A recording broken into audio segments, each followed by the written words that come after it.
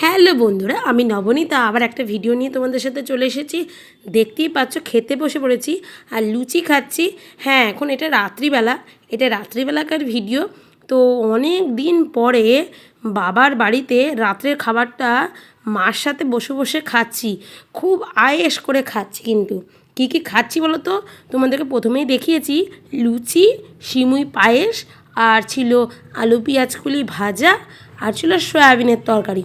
TV দেখতে দেখতে মার সাথে বসে বসে খুব দারুণ মজা করে কিন্তু খাচ্ছি। কী হচ্ছিল বলো তো? এই দেখো, এটা হচ্ছে একটা চার জলসা মুভিজে একটা বাংলা সিনেমা হচ্ছিল, দেবের রংবাজ। তো টিভি দেখতে দেখতে বসে যেন সাধারণত খাওয়াই হয় না। খাওয়া হবে কি করে?